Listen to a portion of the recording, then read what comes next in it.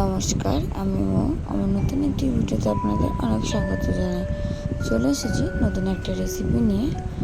প্রথমে কড়া গরম হতে বসিয়ে দিয়েছি। এবার ওর মধ্যে তেল দিয়ে 3টে মাছ আমি ভালো করে ভেজে নেব।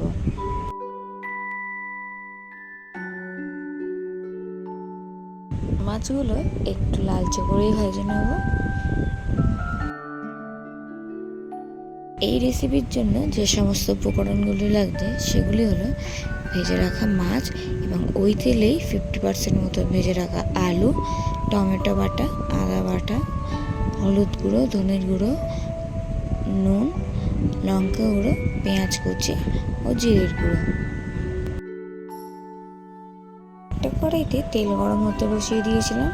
তেল গরম হয়ে গেলে তার মধ্যে দিয়ে দেবো 1/2 চামচ পরিমাণ কালো জিরে, দিয়ে 2 থেকে 3 সেকেন্ড ভালো করে ভেজে নেওয়ার পর তার মধ্যে দিয়ে দেবো একটা তেজপাতা। তেজপাতাটা দেওয়ার পর কুচিয়ে রাখা পেঁয়াজগুলো দিয়ে 10 থেকে 15 সেকেন্ড ভালো করে ভেজে নেব। 10 থেকে 15 সেকেন্ড পর পেঁয়াজের মধ্যে দিয়ে দেবো 1/2 চামচ পরিমাণ নুন দিয়ে ভালো করে ভেজে নেব। তারপর দিয়ে দেবো 1 চামচ পরিমাণ আদা বাটা, দিয়ে পেঁয়াজের সাথে ভালো করে কষিয়ে নেব যাতে আদার থেকে কাঁচা গন্ধটা যায়।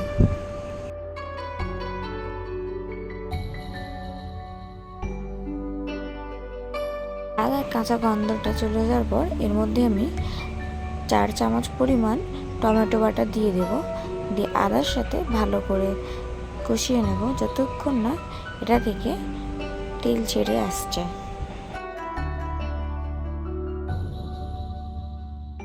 দেখুন আদা আর টমেটোটা ভালো করে মিশিয়ে গিয়ে ওপর থেকে সুন্দর তেল ছেড়ে দিয়েছে। এরপর এর মধ্যে অ্যাড করে দেব 1/2 চামচ পরিমাণ চিনি, দিয়ে ভালো করে মিশিয়ে নেব। এবার এর মধ্যে ভেজে রাখা আলুগুলো দিয়ে ভালো করে কষিয়ে নেব। আলুগুলো দেওয়ার পর একে একে সব গুঁড়ো মশলাগুলো দেবো। 1/2 চামচ পরিমাণ ধনের গুঁড়ো, 1/2 চামচ পরিমাণ নুন, 1/2 চামচ পরিমাণ হলুদ গুঁড়ো, 1/2 চামচ পরিমাণ কাশ্মীরি লঙ্কা গুঁড়ো আর 1/2 চামচ পরিমাণ জিরের গুঁড়ো দিয়ে ভালো করে কষিয়ে নেব যতক্ষণ না পর্যন্ত আর একটু সামান্য তেল ছেড়ে আসছে। এরপর এর মধ্যে 1 কাপ পরিমাণ জল আমি অ্যাড করে দেব। জলটা দেওয়ার পর গ্যাসের ফ্লেমটা আমি এখানে হাই করে দেবো যাতে আলুটা একটু তাড়াতাড়ি সেদ্ধ হয়ে যায়। আলুগুলো মোটামুটি প্রায় সেদ্ধ হয়ে এসেছে। এবার ভেজে রাখা মাছগুলো এর মধ্যে দিয়ে ভালো করে মিশিয়ে নেব।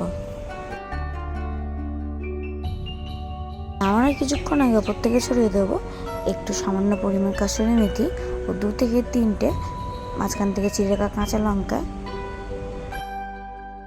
তাহলে তৈরি আজকে আমাদের রেসিপি আদা ছাড়া কাতলা মাছের ঝোল। তাহলে ভিডিওটি আজকে এখানে শেষ করছি। আপনারা ভালো থাকবেন, সুস্থ থাকবেন, স্বাভাবিক থাকবেন। আর আমার ভিডিওটি কেমন লাগলো সেটা অবশ্যই কমেন্ট করে জানাবেন। আর ভিডিওটি ভালো লেগে থাকলে চ্যানেলটা অবশ্যই সাবস্ক্রাইব করে দেবেন যাতে নতুন নতুন ভিডিও আমি আপনাদের সাথে শেয়ার করতে পারি।